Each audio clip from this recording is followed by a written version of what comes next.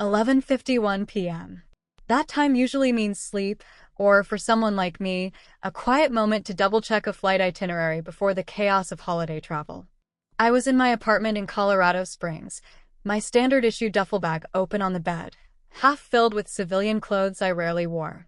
I was an Air Force intelligence officer, trained to anticipate threats, read patterns, and neutralize risks. But the threat that night didn't come from a foreign adversary. It came from a cell phone notification.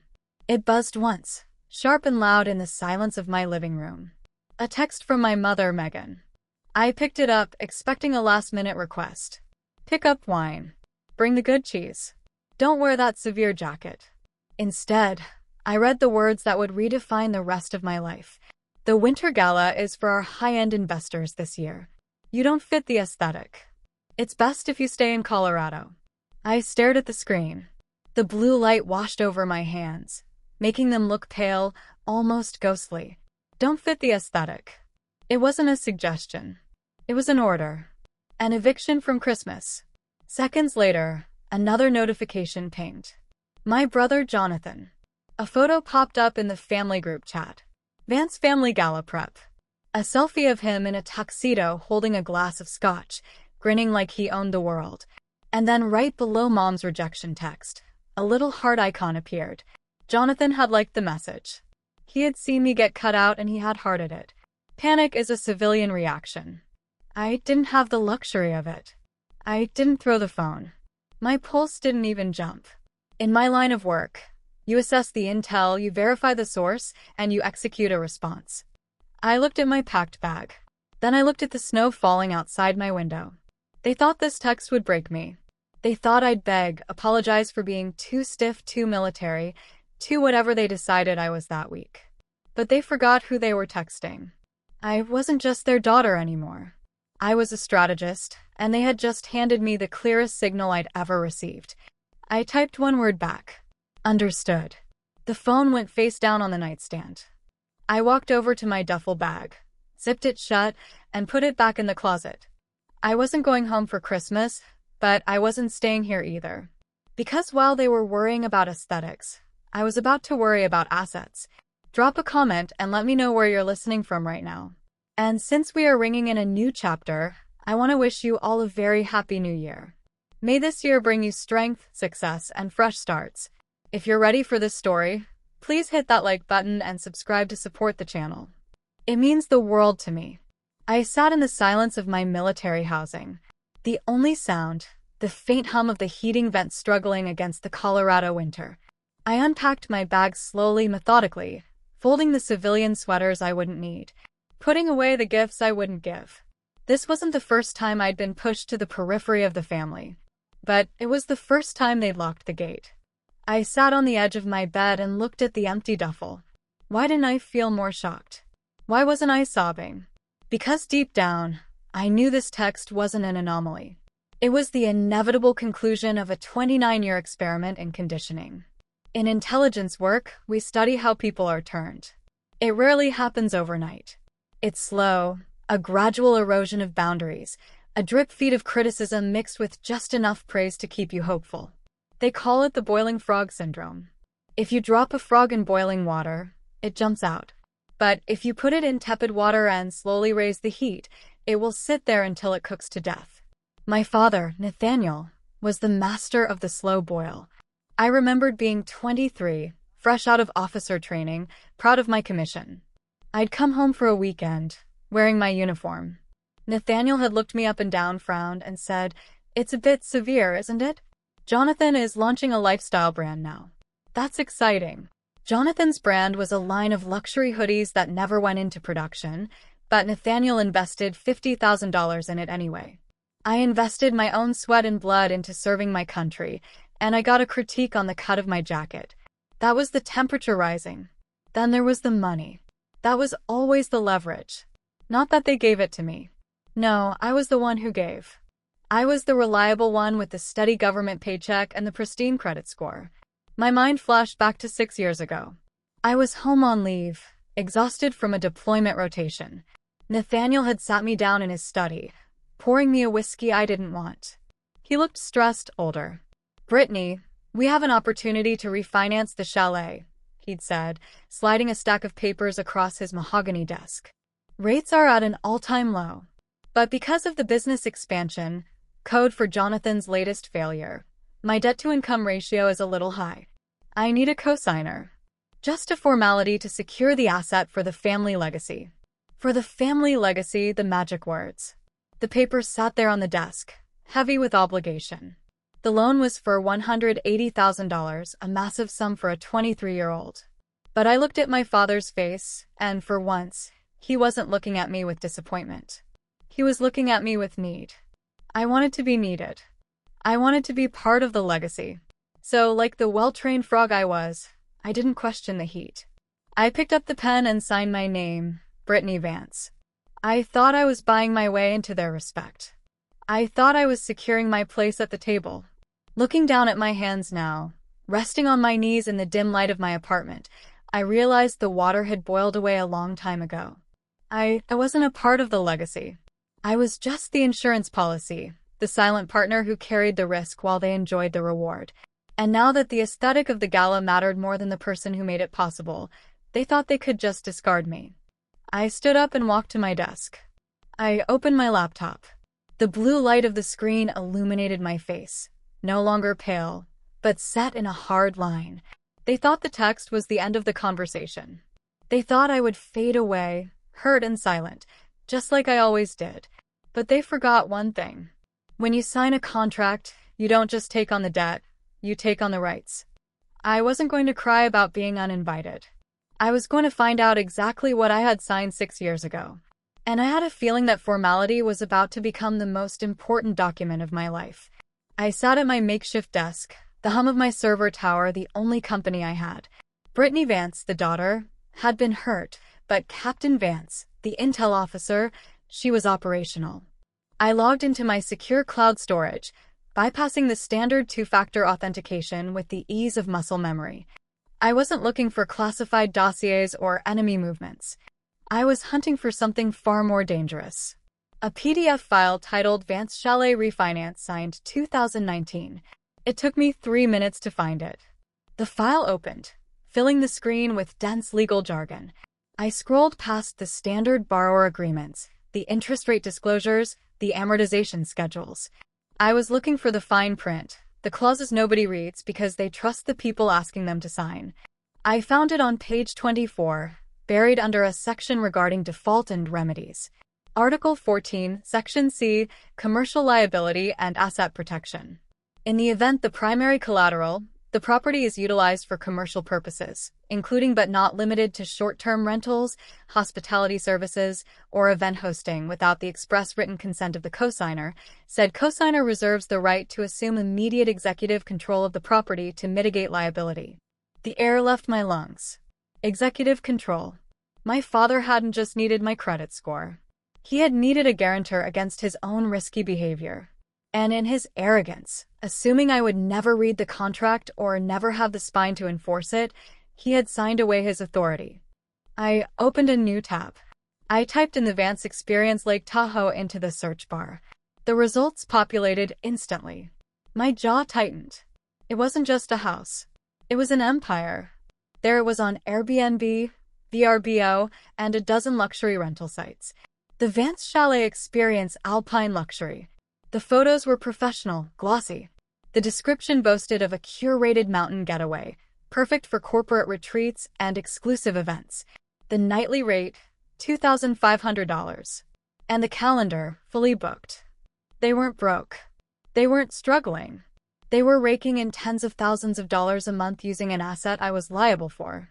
I scrolled through the reviews. Amazing venue for our wedding. Host Nathaniel was charming.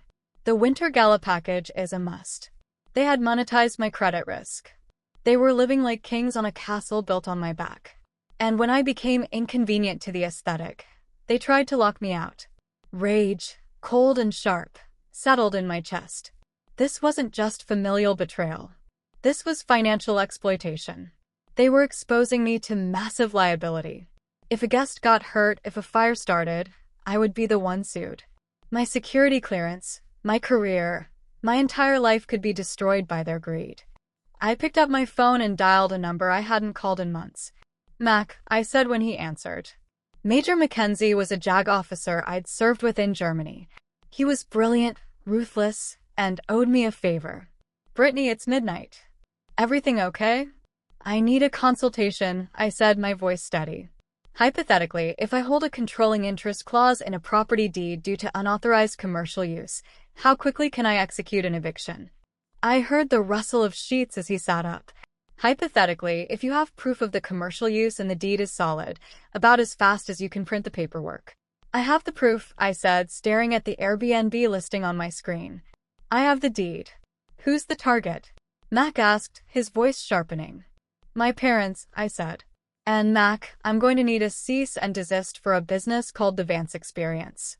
It turns out I'm the majority shareholder. The call ended. I looked at the packed bag in my closet. I wasn't staying in Colorado. I was going to Lake Tahoe. It was time to go to war. Lake Tahoe was blindingly white under the winter sun. I drove my rental car, not toward the chalet, but toward the county clerk's office. The air was thin, sharp, and cold, just like my Focus. I had the deed. I had the Airbnb listing. But in my world, you don't go into a tactical situation with just one weapon. You secure the perimeter. I walked into the clerk's office, my heels clicking on the linoleum floor. I requested the property records for the Vance Chalet at 42 Alpine Ridge Road. The clerk, a tired woman named Barb, handed me a thick file. I flipped past the tax assessments and the zoning maps. I was looking for something specific. Jonathan had been bragging on Instagram about the new glamping pods they'd installed in the backyard, luxury yurts with heated floors. But structures like that require permits, especially in a protected environmental zone like Tahoe. I found the permits near the back of the file. Application for Accessory Dwelling Units, ADU, for units. The application was dated 6 months ago. The applicant was listed as Nathaniel Vance, but the signature line required the property owner's authorization. The signature stared back at me, mocking my trust. Brittany Vance. It was my name, but it wasn't my handwriting. The loops were too wide, the slant too leisurely. It was my mother's handwriting. My mother, Megan, who prided herself on her penmanship, had forged my signature on a federal land use document. I felt a cold sweat break out under my wool coat. This wasn't just a family dispute anymore. This wasn't just a breach of contract or unauthorized commercial use. This was forgery. This was fraud. And because I was a commissioned officer in the United States Air Force, holding a top-secret security clearance, having my name on a fraudulent federal document could trigger an investigation that would end my career. They hadn't just used my credit. They had risked my freedom. They had gambled my entire life on a few luxury yurts so they could charge an extra $500 a night. I took a photo of the document. Then I asked Barb for a certified copy. Is everything okay, hun?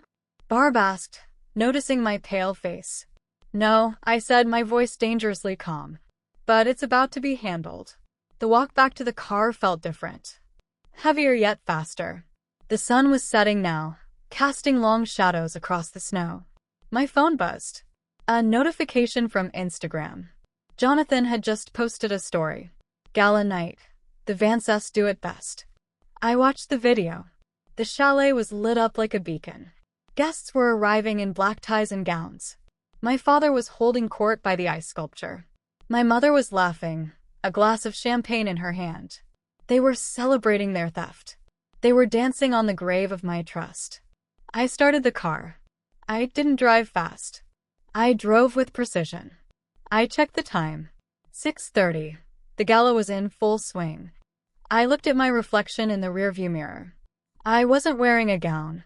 I was wearing a sharp-tailored blazer and dark slacks, my civilian armor. I looked like what I was, a woman who had come to collect a debt. I pulled out of the lot and turned onto the road leading up the mountain. The lights of the chalet blazed through the trees, guiding me in. They wanted a show. They wanted an aesthetic. I was about to give them a reality check they would never forget. I walked up the heated driveway, my boots crunching softly on the bits of gravel scattered over the ice. The air smelled of pine and expensive cologne. A valet rushed toward me, hand outstretched for keys I didn't have. Checking in for the gala? He asked, eyeing my severe attire. Something like that, I said, brushing past him. I reached the massive oak front doors. A security guard in a black suit stepped into my path. He had a clipboard and an earpiece. Name? He asked, bored. Brittany Vance, I said. He scanned the list, frowned. I don't see a Brittany Vance. Are you a +1? I pulled the deed from my inner blazer pocket. I didn't unfold it. I just held it up, the county seal catching the light. I'm the owner. Step aside. He hesitated, confused by the authority in my voice. In that split second of hesitation, I walked past him and pushed open the doors. The noise hit me first. A wall of jazz, laughter, and clinking crystal. The foyer was transformed. A towering Christmas tree dripped with gold ornaments. Waiters circulated with silver trays of hors d'oeuvres. It was beautiful. It was impressive, and it was all fake. I stood there observing. My father, Nathaniel, was in the center of the room laughing loudly at a joke made by a man in a tuxedo. My mother, Megan, was gliding between groups, playing the perfect hostess. I felt a strange detachment settle over me. This is what psychologists call dissociation. Or maybe just clarity. I looked at the investors, men and women with hungry eyes, sipping my father's wine, believing his stories of success. The delusion of the empty wallet. That's what this was. My parents weren't wealthy. They were performers. They had built this entire stage, the chalet, the gala, the lifestyle on a foundation of debt that belonged to me. They were renting their status, paying for it with my credit score and my future. They didn't own the room. They were just squatters in a fantasy. And like all fantasies, it was fragile. It only existed as long as the light stayed on. And I was about to cut the power. Brittany. The voice was sharp. Annoyed. I turned to see Jonathan. He was wearing a velvet smoking jacket that looked ridiculous. He was holding a drink, his face flushed. What are you doing here? He hissed, moving to block me from the main crowd. Mom said you weren't coming. You're ruining the vibe. The vibe? I asked, looking at him. He was 32 years old, and he was still playing dress-up. Is that what we're calling federal fraud these days? A vibe? What are you talking about? Go home, Brittany. You're embarrassing yourself. He reached out to grab my arm, to usher me away like a nuisance. I didn't flinch. I sidestepped him with a fluid motion I'd learned in self-defense training, leaving him grabbing at empty air. He stumbled, spilling his drink on his velvet sleeve. I didn't look back. I walked straight toward the DJ booth in the corner of the room. The music was loud, some smooth jazz cover of a pop song. The DJ, a young guy in headphones, looked up as I approached. Cut it, I said.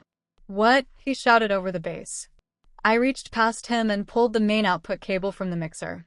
The music died with a sharp electronic pop. The silence that followed was heavy, sudden, and absolute. The laughter stopped. Heads turned. 100 pairs of eyes focused on me. My father turned, his smile freezing in place when he saw who was standing by the silent speakers. Brittany, he boomed, his voice echoing in the sudden quiet. What is the meaning of this? I stepped forward into the center of the room. I didn't shout, I projected. The party is over, I said. Everyone needs to leave now. The silence in the room wasn't just quiet. It was terrified. In my line of work, you learn to read a room. This room had gone from celebration to confusion to fear in 10 seconds. Excuse me, my father sputtered, his face turning a dangerous shade of red. You don't tell my guests to leave. This is my house. No, I said, my voice cutting through the space like a razor. It isn't. The folder hit the table with a dull thud. This property is currently under federal investigation for wire fraud, forgery, and unauthorized commercial use involving a commissioned military officer, I announced, scanning the crowd. If you remain on the premises, you may be considered accessories to these felonies. I suggest you vacate immediately. Panic is contagious. One couple near the door grabbed their coats, then another. Then it was a flood. The investors, the people my father desperately needed to impress, were fleeing like rats from a sinking ship. They didn't care about the aesthetic anymore. They cared about not getting arrested. Within 3 minutes, the room was empty, save for the caterers, who were frantically packing up, and my family. Nathaniel marched toward me, trembling with rage. "How dare you?" he shouted, spit flying. "You ungrateful, spiteful child. You just ruined me. Do you know who those people were?" "I don't care," I said. "And I'm not a child. I'm the owner." I flipped the folder open. Article 14, Section C.